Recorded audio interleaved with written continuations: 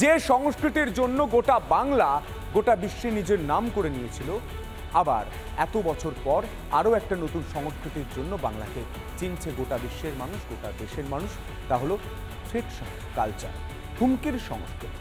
Medical কলেজের আঙিনায় ছড়িয়ে ছিটিয়ে রয়েছে থ্রেট কালচার। আজ এবার মালদার গ্রামীণ হাসপাতালে রোগীর আত্মীয়ের বিরুদ্ধে রতুয়া গ্রামীণ হাসপাতালের চিকিৎসক ও স্বাস্থ্যকর্মীদের হুমকি দেওয়ার অভিযোগ উঠল। বর্ধমান মেডিকেলের চিত্রটা একই, অন্যদিকে থ্রেট কালচার নেই এই মর্মে ছাত্রদের থেকে লিখিয়ে নেওয়ার অভিযোগে সরগরম মুর্শিদাবাদ মেডিকেল কলেজ। দেখুন,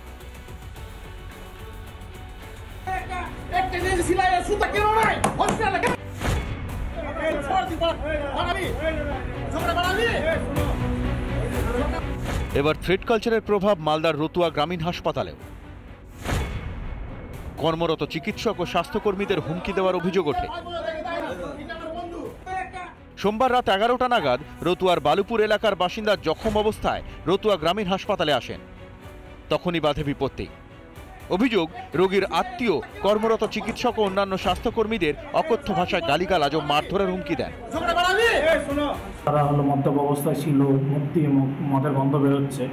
তারা তারপরে রীতিমতো চেঁচামেচি শুরু করে, টেবিল থাপানো শুরু করে, বাজে কথাবার্তা এটা ওটা দিদিদের ওপর চিৎকার সমস্ত কিছু শুরু করে। আমরা বিমল স্যারকে প্লাস হলো গিয়ে বিডিও স্যারকে সমস্ত জায়গাতেই জানিয়েছি, ওনারা ব্যবস্থা নেবেন।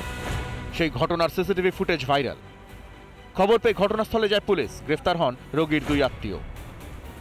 একই চিত্র বর্ধমান মেডিকেল কলেজ ও হাসপাতালে। সোমবার গভীর রাতে জুনিয়র ডাক্তারদের সঙ্গে রোগীর আত্মীয়র বচসা বাঁধে।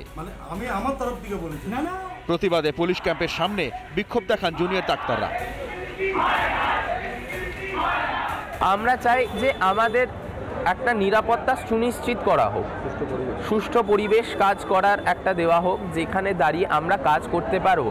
উনি সম্পূর্ণরূপে একটা পেশেন্টের অন্য কাজের জন্য গেছিলেন এবং তাকে সেরমভাবে হ্যারাস করা হয়, একজন ফিমেল আমাদের ইন্টার্নকে হ্যারাস করা হয়। হাসপাতালের নিরাপত্তা কর্মীদের আচরণ নিয়েও সরব রোগীর পরিবারের একাংশ। ওনারা যখন অভিযোগ করেছেন তখন নিশ্চয়ই এটাকে আমরা অ্যাড্রেস করব এবং এটা আমরা দেখব। হ্যাঁ, একদম সঙ্গে সঙ্গে একজনকে অ্যারেস্ট করা হয়েছে, আরেকজনকে জিডি করা হয়েছে, ইমিডিয়েট স্টেপ নেওয়া হয়েছে। দুদিন আগেই মুর্শিদাবাদ মেডিকেল কলেজ হাসপাতালের জুনিয়র ডাক্তারদের হুমকি দিয়েছিলেন তৃণমূল বিধায়ক হুমায়ুন কবির। সেই থ্রেট কালচার রুখতে তদন্ত কমিটি তৈরি করে হাসপাতাল কর্তৃপক্ষ। এবার মুর্শিদাবাদ মেডিকেল কলেজ হাসপাতালে থ্রেট কালচার নেই এ কথা লিখে জোর জবরদস্তি ছাত্রদের সই করতে বাধ্য করা হচ্ছে বলে অভিযোগ। প্রভাবশালী জিনিসটা রয়েছেই এবং তার সাথে একটা ভাবে চক্র কাজ করছে যাতে ভয় দেখিয়ে এই জিনিসগুলোকে ধামাচাপা দেওয়া যায়। হয়েছে কি হয়নি তদন্ত সাপেক্ষ, একটা ইনকোয়ারি কমিটি হয়েছে, সেই রিপোর্টটা সাবমিট করবে, তো লুকোছাপার কি আছে, যেটা সত্যি সেটা বেরোবে। যদিও তদন্ত কমিটির ওপরই দায় চাপিয়েছেন হাসপাতালের অধ্যক্ষ। স্টুডেন্টরাও থ্রেট পায়নি, তো এখানে থ্রেট কালচারে কোনো আমার কাছে অভিযোগপত্র আসেনি। এই অভিযোগ না এলে তো আর থ্রেটের কমিটি কী কাজ করবে? আপনি যেমন এক্ষুনি একটা অভিযোগ বললেন, আপনারা একটা ময়নাতদন্তের ব্যাপারে বললেন, তো সেটাও অভিযোগপত্র পাইনি। আমাদের একটা অভিযোগ, একটা গ্রিভেন্স সেল আছে, সেই অভিযোগ আমরা খতিয়ে দেখে তো ব্যবস্থা নেব। কোনো অভিযোগ এখনও পর্যন্ত জমা পড়েনি। আরজিকর হাসপাতালের প্রাক্তন অধ্যক্ষ সন্দীপ ঘোষ থেকে শুরু করে বেশ কয়েকজনের নাম ইতিমধ্যেই সামনে এসেছে। তাদের মধ্যে অন্যতম বিরূপাক্ষ অভিক। শুরু হয়েছে তাদের বিরুদ্ধে তদন্ত। রিপাবলিক বাংলা। কথা দিয়েও কথা রাখতে পারেনি সরকার। দাবি পূরণ না হওয়ায় ফের পূর্ণ কর্মবিরতিতে জুনিয়র চিকিৎসকরা। দ্রুত ন্যায় বিচার দুর্নীতির দায় নিয়ে স্বাস্থ্য সচিবকে অপসারণের দাবি চিকিৎসক। মোট 10 দফা দাবি বেশ আন্দোলনকারী জুনিয়র চিকিৎসক।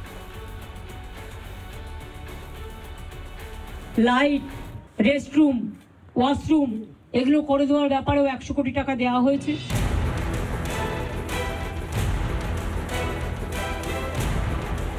আমাদের বৈঠকে মুখ্যমন্ত্রী এবং মুখ্য সচিবকে সরাসরি জানিয়েছি এবং ইমেলেও বলেছি, এই ভয়ের পরিবেশে আমরা সুরক্ষিত বোধ করছি না। নিরাপত্তার আশ্বাসই সার, কাজের কাজ কিছুই হয়নি। 27শে সেপ্টেম্বর সাগর দত্ত মেডিকেলের ঘটনায় ফের প্রশ্নের মুখে নিরাপত্তা। 52 দিন পেরিয়ে গেলেও নিরাপত্তার নামে কি পাওয়া গেল? যেই সিসিটিভিকে রাজ্য সরকার তার নিরাপত্তার মূল নিদর্শন বলে প্রচার করতে চাইছে, সেই সিসিটিভি কলেজগুলিতে মোট প্রয়োজনের মাত্র 26% লাগানো হয়েছে এই 50 দিন ধরে। ভয়ের রাজনীতি বন্ধ না হওয়ায় এবার 10 দফা দাবিকে সামনে রেখে ফের পূর্ণ কর্মবিরতিতে West Bengal junior doctors front.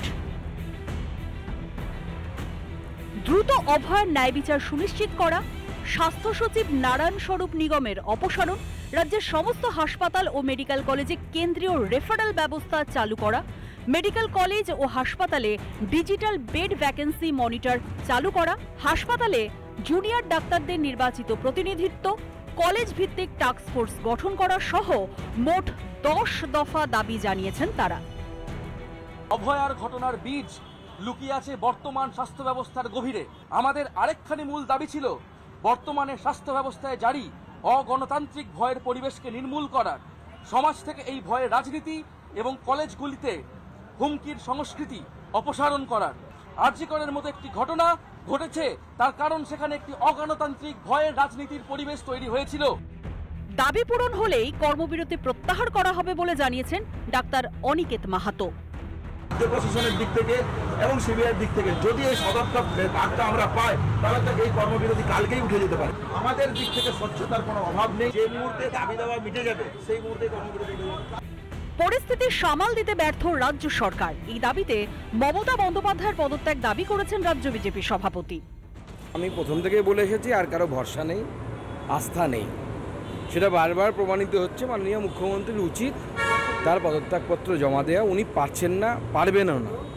এবং গোটা রাজ্য জুড়ে যে থ্রেট কালচার চলছে, সেই থ্রেট কালচারের কথা ডাক্তারবাবুরাও বলেছেন। তো আজকে আলাদা করে মেডিকেল সেক্টরে বা হেলথ সেক্টরে শুধু থ্রেট কালচার আছে তা তো নয়। 21শে সেপ্টেম্বর কর্মবিরতি আংশিক প্রত্যাহার করে কাজে ফেরেন জুনিয়র ডাক্তারেরা। রাজ্য সরকারকে 7 দিনের সময়সীমাও দিয়েছিল আন্দোলনকারীরা, কিন্তু দাবি পূরণ দুরস্ত। সাগর দত্ত মেডিকেলের ঘটনা পরিস্থিতিকে নতুন করে জটিল করে তুলেছে। রিপাবলিক বাংলা। বাঁকুড়া শহরে বামেদের মিছিলে উত্তেজনা। অভয়াকাণ্ডে বিচারের দাবিতে মিছিল করে বাম, ছাত্র, যুব, মহিলা, শ্রমিক, কৃষক, শিক্ষক সংগঠন। বাঁকুড়ার ট্যাক্সি স্ট্যান্ডে পৌঁছতেই পুলিশি বাধার সম্মুখীন হন কর্মী সমর্থকেরা। ব্যারিকেড ভেঙে এগোনোর চেষ্টা করলে পুলিশের সঙ্গে তাদের তুমুল ধস্তাধস্তি লাগে। উত্তপ্ত হয়ে ওঠে গোটা পরিস্থিতি।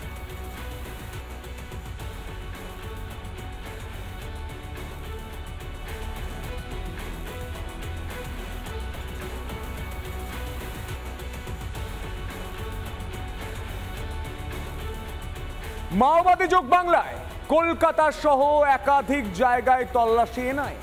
আসানসোলের কুলটি, ব্যারাকপুরের পানিহাটি, হাওড়া, কলকাতার নেতাজি নগর সহ একাধিক জায়গায়, এমনকি মহেশতলাতে চলে তল্লাশি। মঙ্গলবার ভোর থেকে শুরু হয় তল্লাশি অভিযান, এবং সেই অভিযান দেখে প্রশ্ন উঠছে, বাংলাতেও কি মাওবাদী যোগ?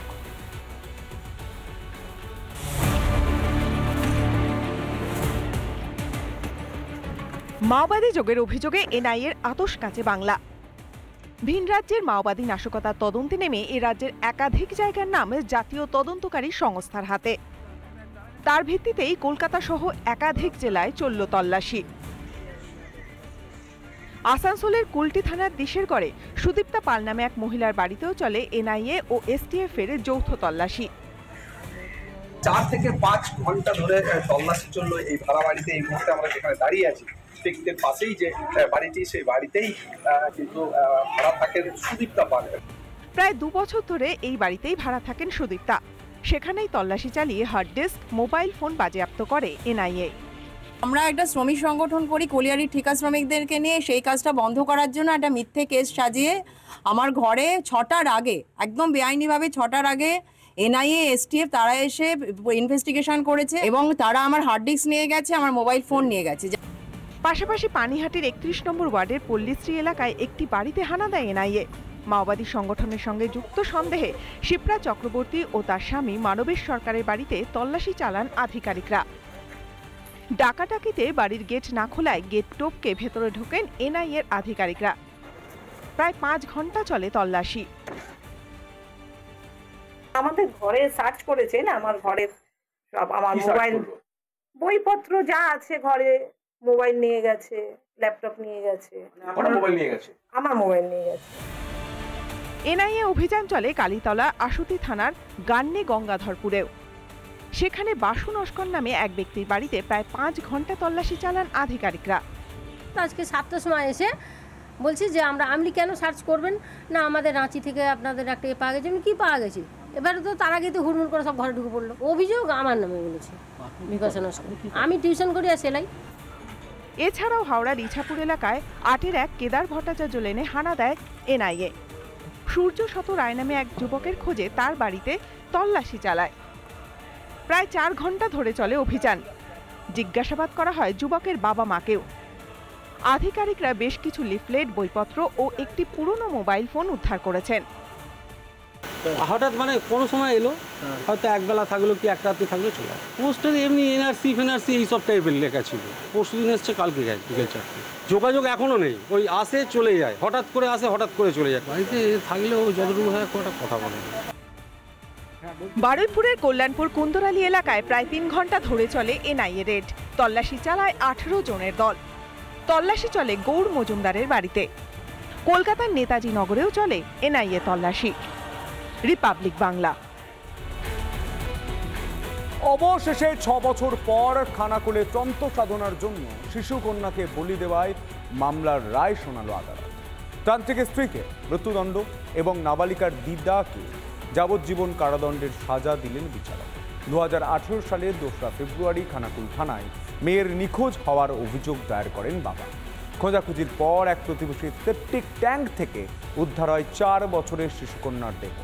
তদন্তে নেমে পুলিশ জানতে পারে তান্ত্রিক ও তার স্ত্রী প্রথমে এই শিশুকে ধর্ষণ এবং পরে তন্ত্র সাধনার জন্য বলি দেয়।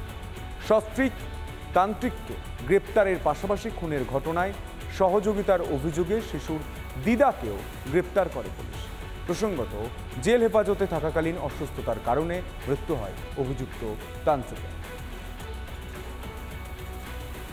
এইটা বিরল থেকে বিরলতম সাজা। এটা অ্যানাউন্স করার পরে এই বার্তাটা সমগ্র পশ্চিমবাংলা ব্যাপী যাবে। জনগণ বুঝতে পারবে যে এই রকম অপরাধ করাটা কত বড় অন্যায়। তারা অপরাধ থেকে একটু অপরাধ বিমুখ হবে। যার ফাঁসির সাজা হয়েছে তার নাম সাগরিকা পণ্ডিত।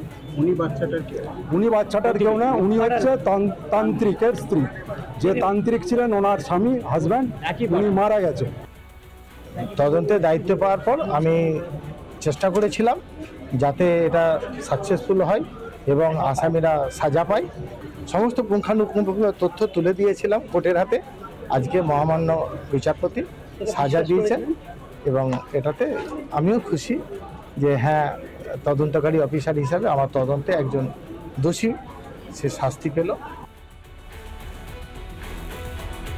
পাথর খাদানে ধসে চাপা পড়ে প্রাণ গেল 3 জন শ্রমিকের। দুর্ঘটনাটি ঘটেছে বীরভূমের নলহাটির মহিষাগড়িয়া গ্রাম সংলগ্ন পাথর খাদানে। পাথর ভাঙার কাজ করছিলেন 4 জন শ্রমিক। তখনই আচমকায় ধস নামে, চাপা পড়ে যান 4 জন। ঘটনাস্থলে মৃত্যু হয় 3 জনের। গুরুতর জখম চতুর্থ জনকে বর্ধমান মেডিকেল কলেজে ভর্তি করা হয়েছে। 3 শ্রমিকের মৃতদেহ রামপুরহাট মেডিকেলে ও হাসপাতালে মর্গে পাঠিয়েছে নলহাটি থানার পুলিশ। সকালে পাহাড়ে কাজে গিয়েছিল, কাজে লেগেছিল, লাগার পর ধরলাম পাহাড়ের ধসটা নেমে পড়ে গিয়েছিল। 3 জন, যেটা জানা শুনে দেখিনি তো 3 জন শুনেছি। নলহাটিতে যেভাবে অবৈধ মাইন্স বিভিন্ন জায়গায় চলছে, সরকার উদাসীন, বিচার ব্যবস্থা কিছু নাই, সেই কারণে এই ধরনের ঘটনা ঘটছে। যদি পারমিশন দিয়ে থাকে তাহলে সরকারের উচিত যে এদেরকে ন্যায্য ক্ষয়ক্ষতি এদের পরিবারকে দেওয়া উচিত। আর এই ধরনের যে সমস্ত মাইন্স চলছে তার তদন্ত হয়ে বিহিত ব্যবস্থা ইমিডিয়েট করা দরকার।